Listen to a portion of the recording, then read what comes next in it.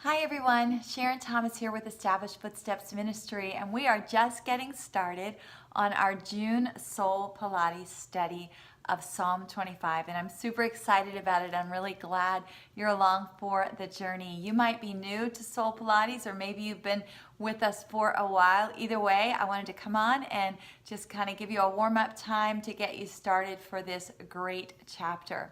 So, as we get going, I want you to think about this question. Why do people lift weights or go to the gym to do a workout or even work out at home on a daily basis? Why do people do that?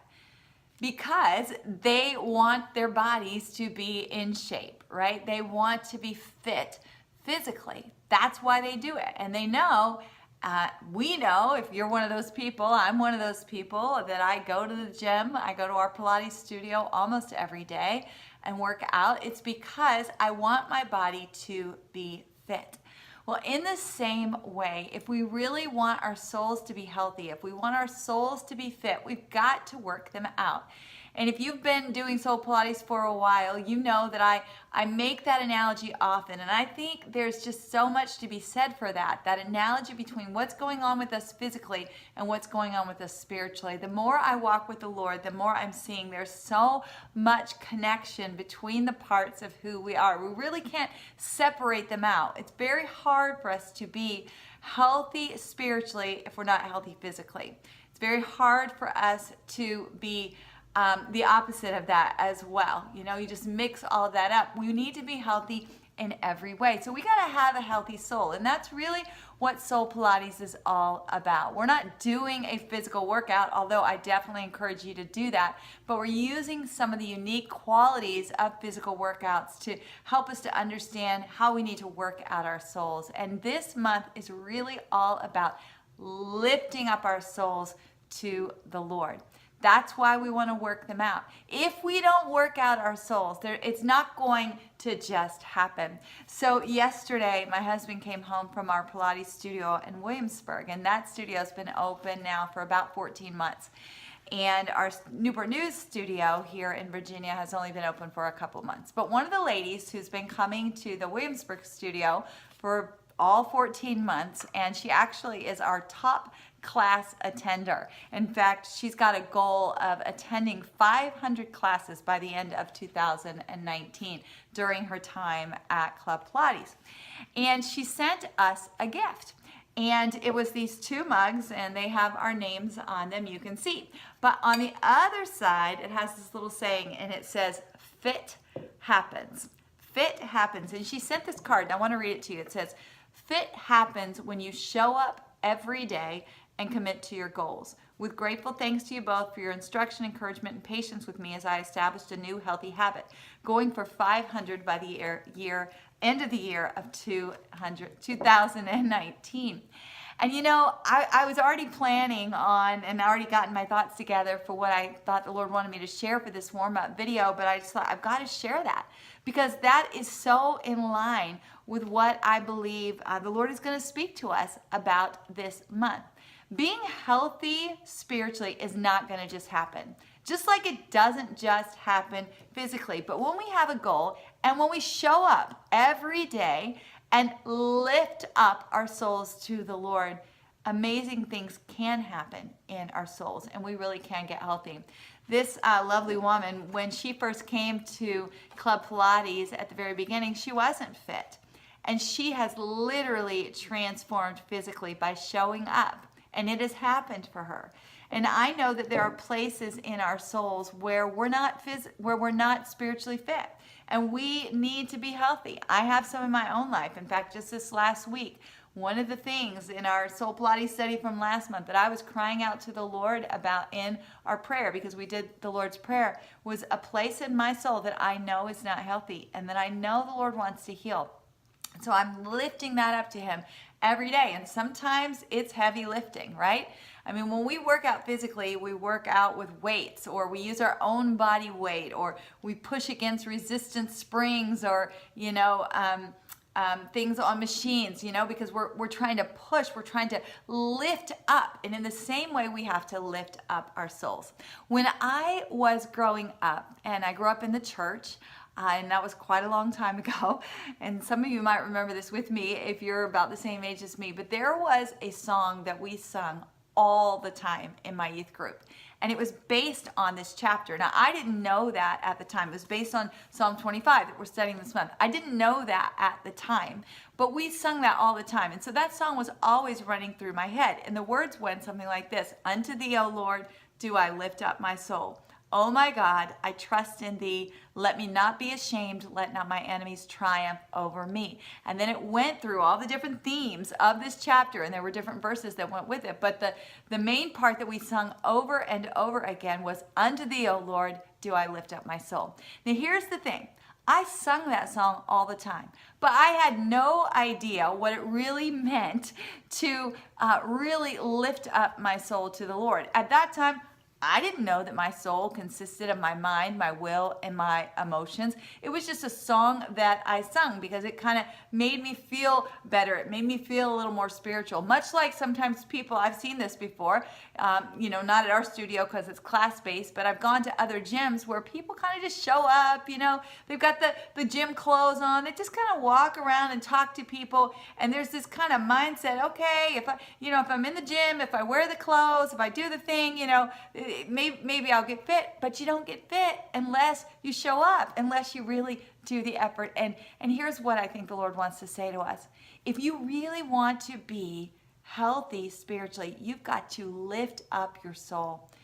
Just like our physical bodies are not going to change if we don't do the lifting, neither are our souls. They need to be lifted up. Left to themselves, they're going to be unhealthy. It's just the way that it is.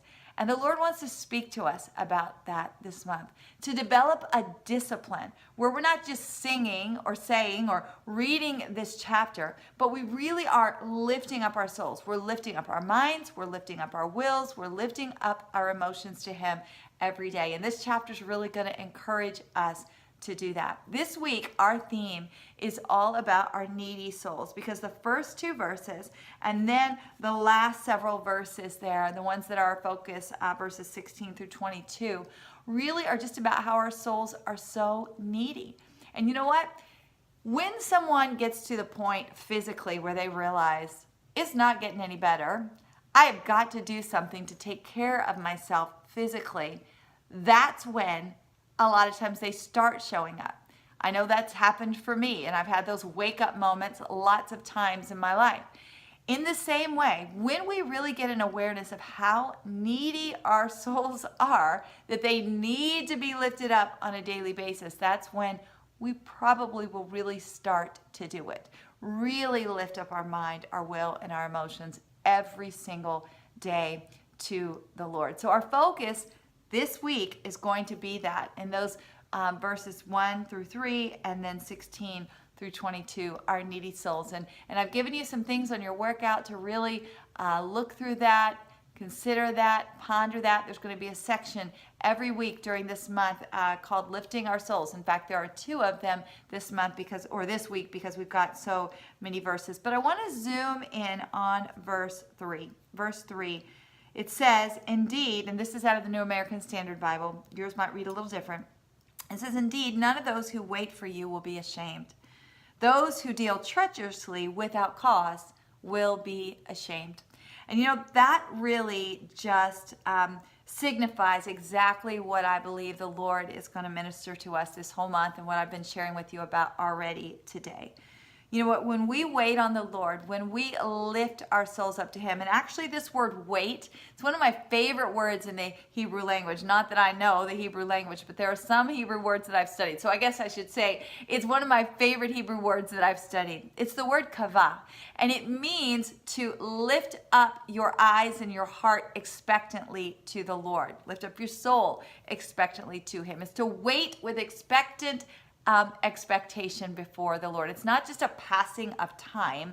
It's this waiting on the Lord, like lifting yourself up to Him, knowing that He's the God of heaven and He is faithful. So your eyes are on Him for life. When you do that, this says you're not going to be ashamed. right? You're not going to have to live in places of shame.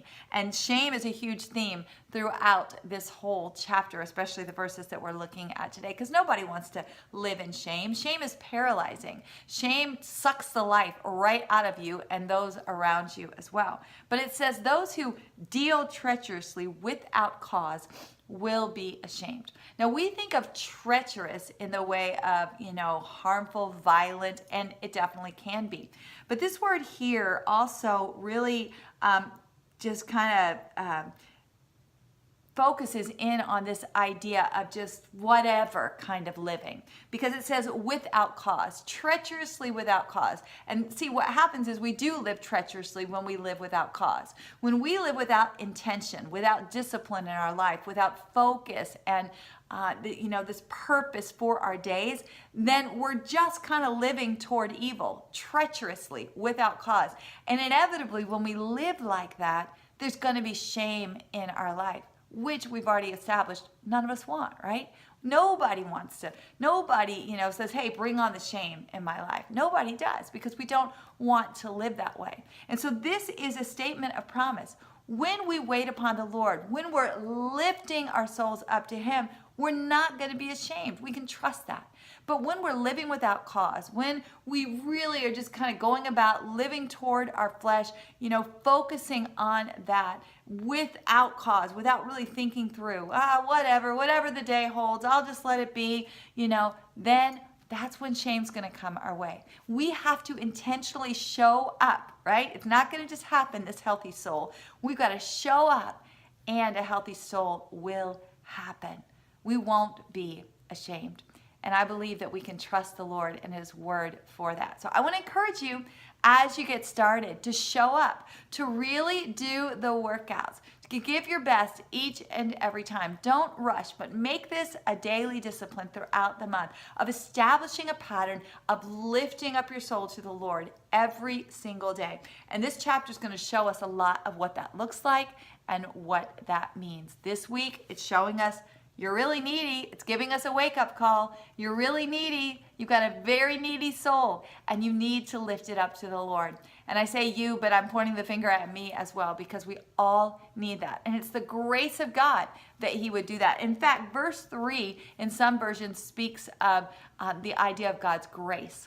And so, it is the grace of God that He would let us know, hey, lift your soul up to me, and you won't be ashamed.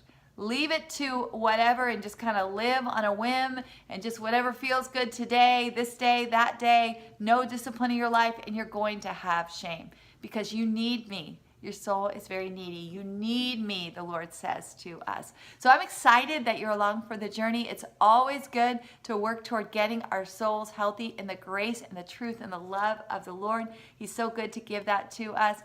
As always, reach out if you have any questions about the workout, if you have something you want to share. I love hearing from you. Sometimes talking to the camera like this and not having that face-to-face contact as I would if I was speaking or sharing with you live. I wonder, are you out there? What are you doing out there? So feel free to share. Would love for you to do that. If you haven't subscribed to our YouTube channel, make sure you do that. Just click that red subscribe button below. Feel free to share this study as well. We're just getting started today, so there's plenty of time for people to join in. Summer's a great time to join in on an online Bible study. Maybe your Bible study at church or in your organization has concluded for the summer, but we're glad you're along with us, so feel free to invite your friends to join in too.